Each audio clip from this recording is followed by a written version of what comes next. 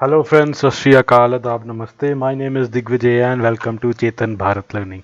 So we are back again with a series of economic, banking, finance, current affairs, and this is the March part 4 of the current affairs. ठीक है. So without much ado, let's begin with the current affairs. तो हमारे आज के current affairs क्या क्या cover करेंगे हम आज?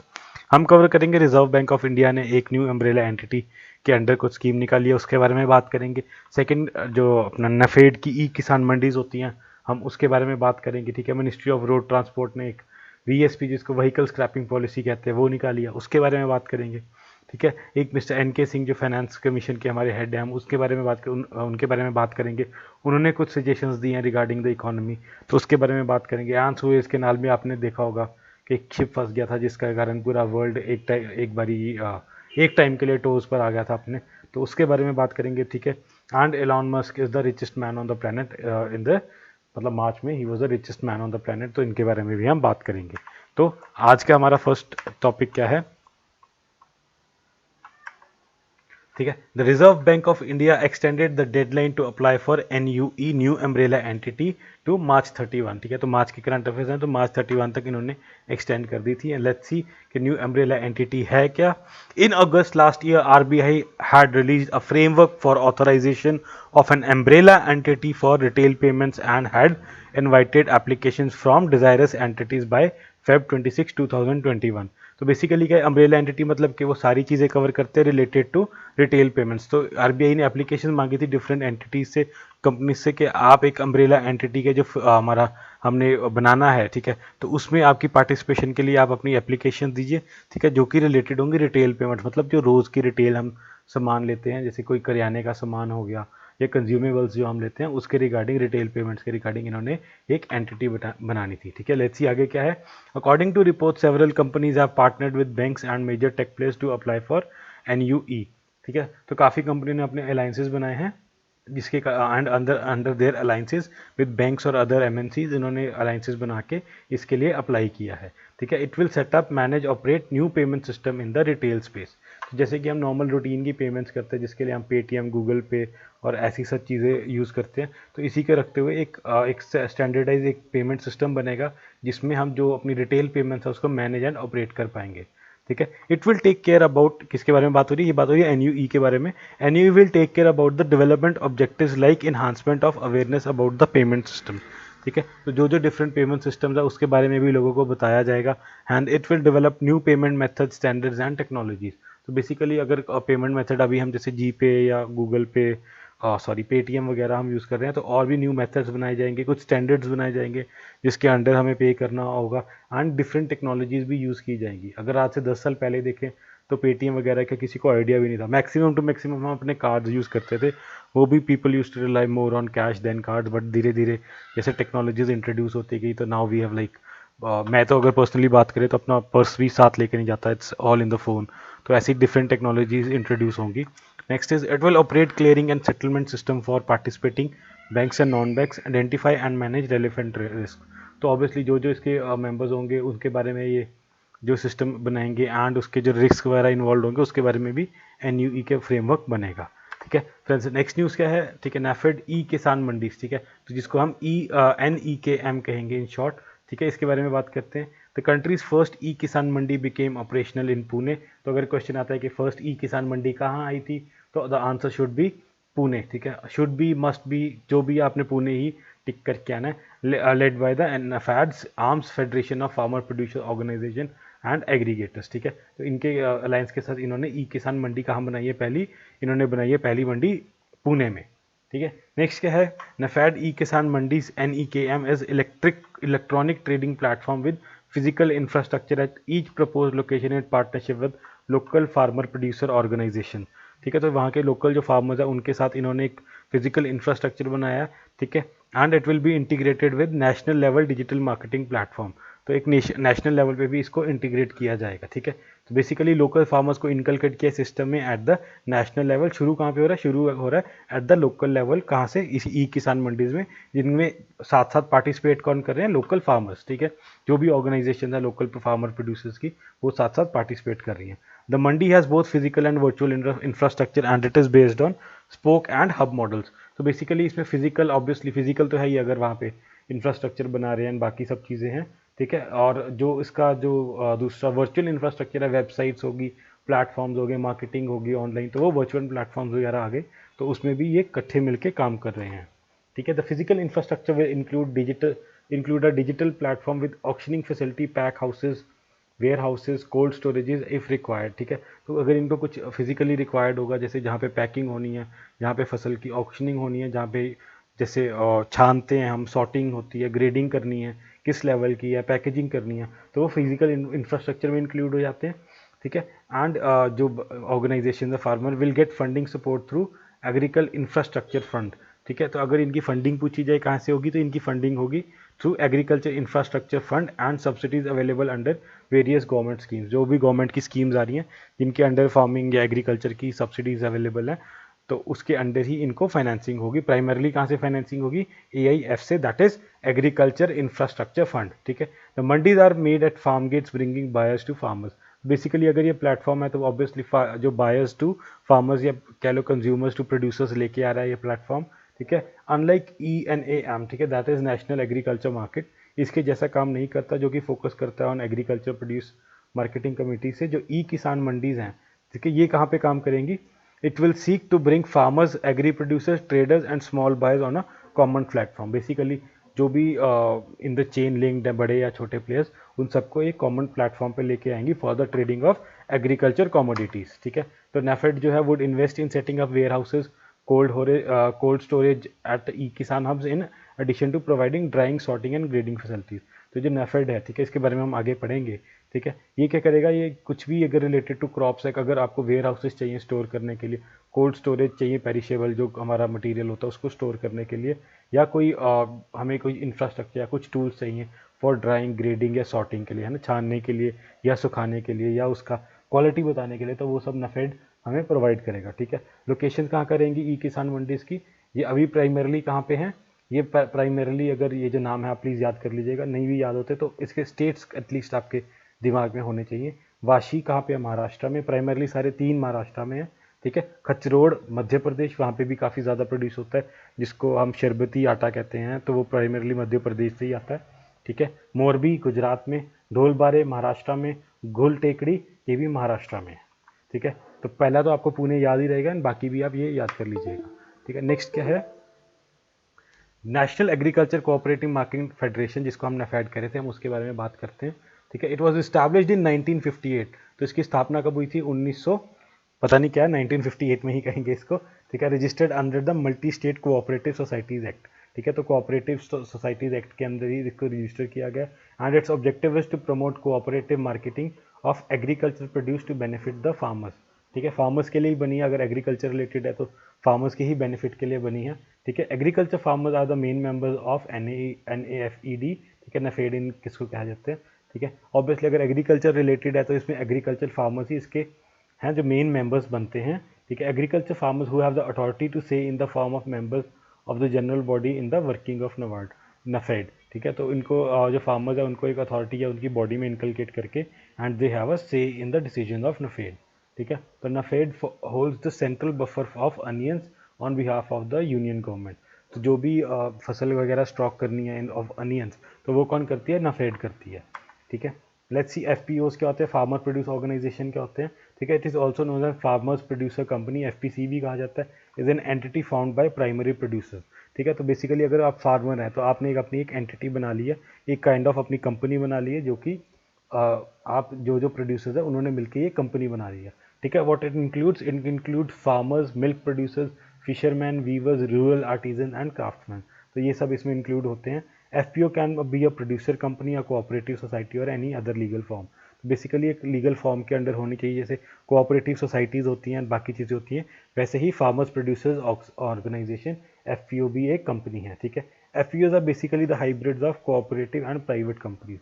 तो ठीक है, तो अगर आपने इंडिविजुअली एक कंपनी बनाई है या आपके लोकल ने जहाँ की प्राइवेट एंटिटी है, but it is at the same time legal also, तो ये दोनों एज अ प्राइवेट और इनका हाइब्रिड, कोऑपरेटिव का हाइब्रिड हो गया कि वहाँ के लोकल ने अपनी एक ऑर्गेनाइजेशन, एक कंपनी बना ली है, ठीक है। The participation, organization, membership pattern of these companies are more और less similar to the cooperatives. अगर कोऑपरेटिव्स के हाइब्रिड है तो इनकी जो working and organization membership pattern है similarly similar to the cooperative societies का जो होता है वैसा ही इनका वो है, इनकी मैनेजमेंट और हायरार्की है, ठीक है। Day to day functioning and business models resemble those of professionals and private companies, ठीक है। हाइब्रिड ऑफ कोऑपरेटिव, और आपको बताया था कि hybrid of cooperative and private companies का है, तो इनकी जो फंक्शनिंग है वो कैसे फंक्शन करते हैं, फंक्शन एज ऑन द जैसे प्राइवेट कंपनीज फंक्शन करती हैं कि मैक्सिमाइज मार्जिन करने के लिए, उसी तरह ये भी फंक्शन करते हैं, ठीक है। ये किसके अंडर कवर होती है, covered under the companies act was amended by incorporating section 9A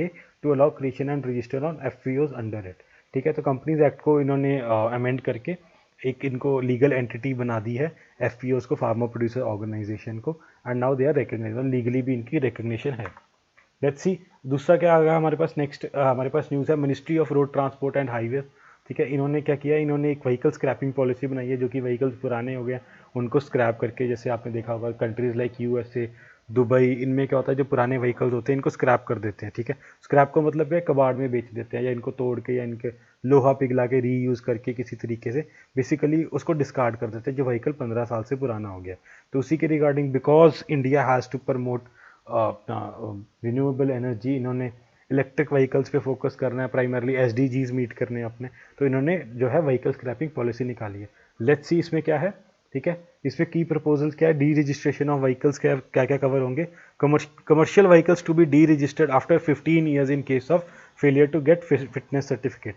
तो अगर आपकी गाड़ी फिट नहीं है, पोल्यूशन ज़्यादा कर रही है, ठीक है, अगर उसको फिटनेस सर्टिफिकेट नहीं मिलता तो हम उसको स्क्रैप कर देंगे, उसको कबाड़ में भेज देंगे, ठीक है। या उसको जैसे बड़े बड़े क्रशर्स आते हैं, या वीडियोस देखी होंगी आपने फेसबुक पे, जो गाड़ियाँ कहते हैं उसको बिल्कुल ही उसको इन पीसेस कर देते हैं, तो उस टाइप में उनको कर दिया जाएगा आफ्टर 15 ईयर्स, ठीक है। Private vehicles to be deregistered after 20 years if found unfit और in case of failure of new registration certificate. जिनके पास जो RC 15 साल के बाद जिनकी ख़त्म हो जाती है, उनको फिर 5 साल के लिए रिन्यू होती है, उसके बाद जो रिन्यू नहीं कराएंगे या जिनकी रिन्यू नहीं हो पाई ड्यू टू फेलियर, अनफिट उसको डिक्लेयर कर दिया गया, तो वो जो हैं वो व्हीकल्स भी स्क्रैप कर दिए जाएंगे। और जो गवर्नमेंट व्हीकल्स हैं उनको उनकी फिक्स उन्होंने टेन्योर कर दी कि 15 साल के बाद इनको हम स्क्रैप कर देंगे, ठीक है। तो बेसिकली अगर देखा जाए इन नटशल इन्होंने ये लाए क्यों हैं, जैसे कि मैंने आपको पहले भी बताया, ये लाए इसलिए हैं कि जो हमारी पॉलिसी है, हमने जो अपने कार्बन एमिशन कम करने हैं, ठीक है, हमने अपने जो सस्टेनेबल डेवलपमेंट गोल है अंडर द पेरिस एग्रीमेंट, ठीक है, हमें वो मीट करने के लिए अपने कार्बन एमिशंस कम करने।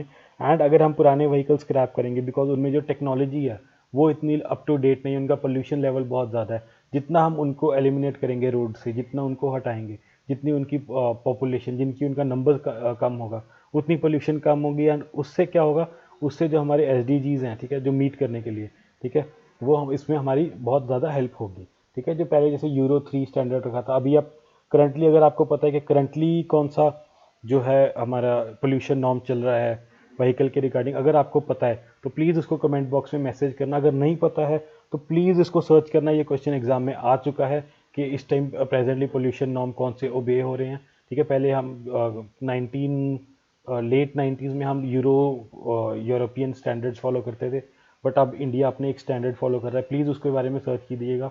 एंड अगर एक भी बच्चा कमेंट करता है तो it will be really helpful for rest of the students कि वो उसको पढ़ पाएँ, बट प्लीज़ इसको कमेंट ज़रूर करना।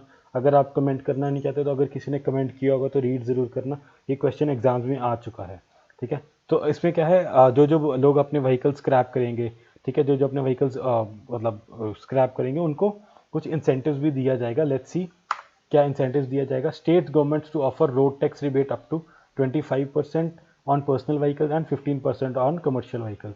तो अगर आपका पहले 1 लाख रुपया रोड टैक्स लग रहा था या 50,000 रुपया लग रहा था, तो उस पर आपको 25% की रिबेट दी जाएगी। अगला क्या है, manufactures to provide 5% discount on purchase of new vehicle against the scrapping certificate. तो अगर आपने अपना पुराना व्हीकल स्क्रैप करा दिया, उसके बदले आपने एक नया व्हीकल लेने जा रहे हैं, तो उसमें भी आपको 5% का डिस्काउंट मिलेगा। रजिस्ट्रेशन फीस कहते हैं कि वो भी शायद ये वेव ऑफ कर दें, जो हम RC के लिए अपने पैसे देते हैं, ठीक है। अगला क्या है, the setting up of highly specialised registration vehicle scrapping facilities across India by encouraging public private partnership. Basically जहाँ पे व्हीकल स्क्रैप होंगे वो फैसिलिटीज़ भी बनाने के लिए इंकरेज करेंगे। And ministries of road transport of and highways also announce the draft rules promote setting up of registered vehicle scrapping facility across India. तो उसके भी ये रूल्स एंड बाकी जो भी रेगुलेशन होंगी स्क्रैपिंग के लिए, वो भी अक्रॉस इंडिया अपने अनाउंस करेंगे। ठीक है, नेक्स्ट क्या है, व्हाट इज व्हीकल स्क्रैपिंग। होता क्या है vehicle scrapping, it is the process in which the end of life vehicles, ठीक है, end of life of vehicles है जिनकी एंड हो जाती है, are dispose of typically using shredder. Shredder was the key word, जिसमें हमने देखा है बड़ी बड़ी मशीन्स में हम कार डाल देते हैं एंड उसमें श्रेड हो गए छोटे छोटे पीसेज में, वो एक सिर्फ लोहा बन के बाहर आ जाता है एंड दैट इज रिसाइकल, उसको पिघला के दोबारा मोल्ड करके शायद पार्ट्स ही बना सकते हैं, बाकी चीज़ें कर सकते हैं, तो उस हिसाब से रिसाइकलिंग करेंगे। It covers activities such as depolluting, dismantling, segregation of material, safe disposal of non-reusable parts। ठीक है, जो पार्ट्स नहीं रीयूज हो सकते उनको प्रॉपरली डिस्पोज ऑफ कर देना, सो दैट कि वो एनवायरनमेंट को पोल्यूट ना करें। If 1919 is taken to as the base year, अगर हम 1990 के हिसाब से आज तक इंडिया में देखें तो 37 लाख कमर्शियल व्हीकल्स ऐसे हैं जो कि पोल्यूटिंग है एंड 56 लाख पर्सनल व्हीकल्स ऐसे हैं जो कि वॉलंटरली स्क्रैपिंग के लिए अपने आगे आ सकते हैं। मतलब अगर देखा जाए जिनको हम स्क्रैप करने के लिए जो एलिजिबल हैं वो 37 लाख कमर्शियल व्हीकल्स हैं एंड 52 लाख पर्सनल व्हीकल्स हैं। ठीक है फ्रेंड्स, हमारी नेक्स्ट न्यूज़ क्या है, एनकेसिंग bats for moving health sector to concurrent list. ठीक है, जो हेल्थ अभी तक हमारे स्टेट लिस्ट में कवर होता था, अब वो एनके सिंह जो है फाइनेंस कमीशन के जो चेयरमैन है mister NK Singh, he asked के जो हेल्थ स्टेट के अंडर कवर होता था उसे कॉन्करेंट लिस्ट में डाल दो, so that state and centre both can work on it.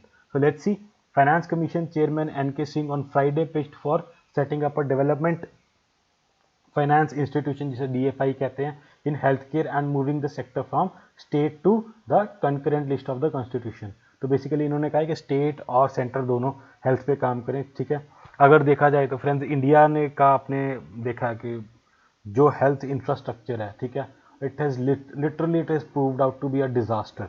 ठीक है, हम कहना नहीं चाहिए या हम इंडियंस हैं, obviously we are patriotic, but the nation is actually on its knees, मतलब अपने कह लो कि बिल्कुल बेंड हो गई है, द सिस्टम हैज़ फेल्ड। ठीक है, कोविड-19 पेंडेमिक में आपने देखा होगा कि काफ़ी ज़्यादा ही नुकसान हो गया है लोगों का, काफ़ी ज़्यादा तबाही मचा दी है सेकेंड वेव में। तो उस कारण आप प्लीज़ जो भी है नेशन का इस टाइम हेल्थ केयर जो है वो ड्रास्टिकली फेल हो चुका है, and that is why such suggestions are coming in. Let's see, the need for a health sector specific DFI is much needed on the same line as DFIs for other sectors, जैसे कि agriculture, housing and tourism. तो जैसे इनके लिए DFIs बने हैं वैसे ही health care के लिए भी डेवलपमेंट फाइनेंस इंस्टीट्यूशन बनाए जाएं। ठीक है, सच DFI would increase healthcare access to in Tier 2 and Tier 3 cities and also come with technical assistance that ensures proper usage of funds। ठीक है, तो इन्होंने मिस्टर एनके सिंह ने क्या सजेस्ट किया है, इन्होंने कहा कि अगर हम इसको कंकरेंट लिस्ट में लेके आते हैं, इससे किन सिटीज़ को फायदा होगा, जिनकी पॉपुलेशन 1 मिलियन के आसपास है या जिनकी पॉपुलेशन 1 मिलियन से बिलो है। तो Tier 2 and Tier 3 cities basically कौन है, Tier 2 सिटीज़ में आता है about 1 million population and Tier 3 cities होते हैं जिनकी बिलो 1 मिलियन पॉपुलेशन होती है, तो उनको इस चीज़ से बहुत ज़्यादा फायदा होगा।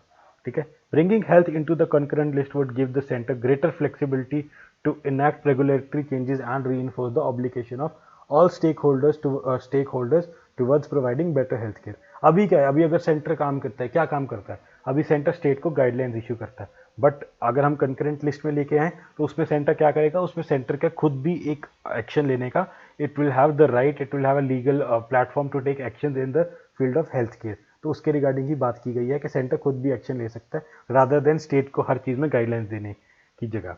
ठीक है, he has urged the government spending to enhance expenditure on health care up to 2.5% of the GDP by 2025।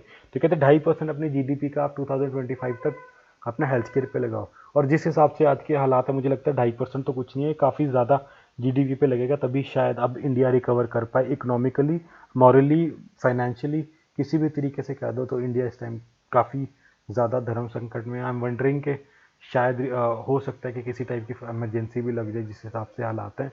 Let's hope कि this does not happen. And next क्या है, he said primary health care should be a fundamental commitment two of all states in particular and should be allocated at least 2/3 of such spending. ठीक है, तो basically बात इन्होंने spending की करी है कि आपको हेल्थ केयर में स्पेंड ज़्यादा करना चाहिए जिस हिसाब से हालात चल रहे हैं।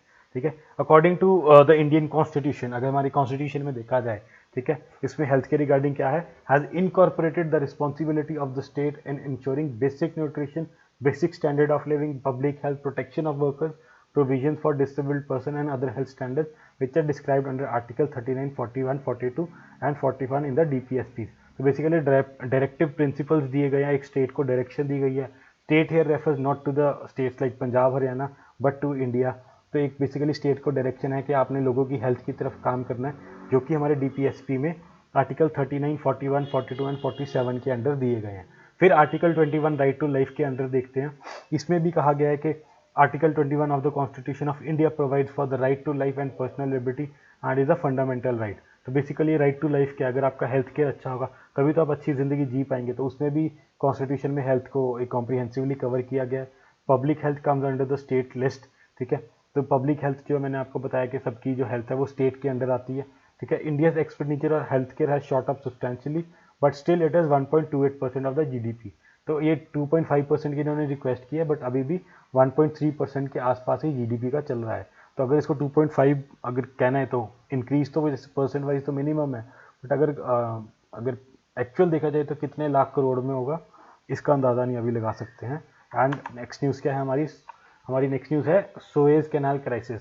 ठीक है, तो इस न्यूज़ में सबसे ज़्यादा अगर एक्सेप्ट है, अगर कहेंगे इंपॉर्टेंट क्या है, इसमें जहाज़ का नाम इंपॉर्टेंट है, शिप का नाम क्या है, एवर गिवन. ठीक है, तो शिप का नाम बहुत इंपॉर्टेंट है. तो इसको लेट्स सी इसमें न्यूज़ में क्या है.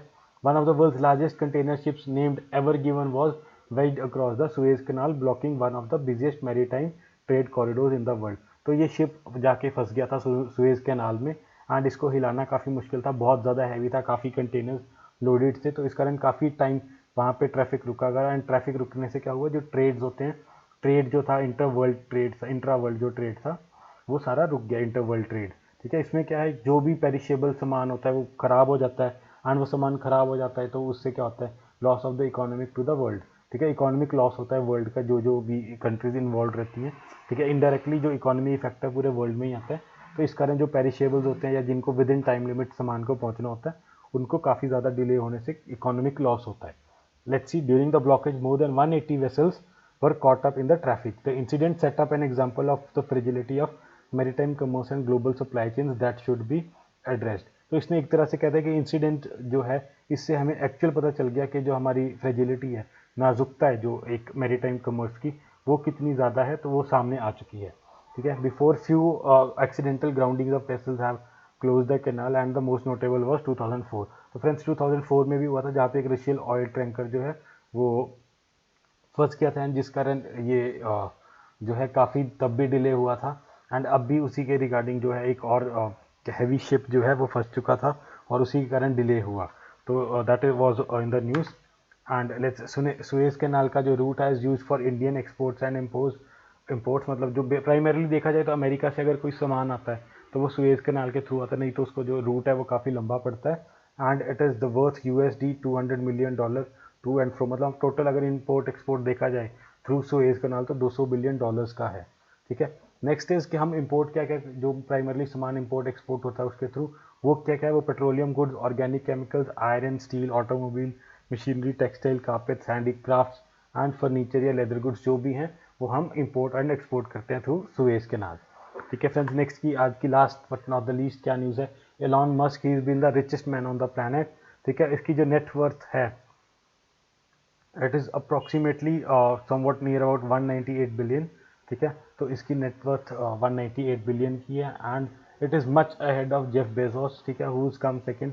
अब आपने मुझे बताना है जो जेफ बेजोस हैं ये किसके साथ एसोसिएटेड हैं एंड जो थर्ड हैं बर्नार्ड आर्नोल्ट. ठीक है, तो बर्नार्ड आर्नोल्ट ये किसके साथ एसोसिएटेड है. ठीक है, एलॉन मस्क का तो आपको पता ही है कि इनकी टेस्ला कंपनी है, टेस्ला कार है. ठीक है, तो इसके बारे में तो सब जानते हैं. जेफ बेजोस का आपने मुझे बताना है. एंड जो हमारे इंडिया के मुकेश अंबानी हैं he is been ranked on the number 8 in the top 10 list. तो इंडिया का भी चलो शुक्र है कहीं ना कहीं रैंक है. ठीक है, तो that was all for the day friends. Thank you for being with us. And आपने प्लीज़ कमेंट करके जो मैंने आपको जहाँ कहा है प्लीज़ ज़रूर कमेंट कीजिएगा. Thank you for being with us. Thank you.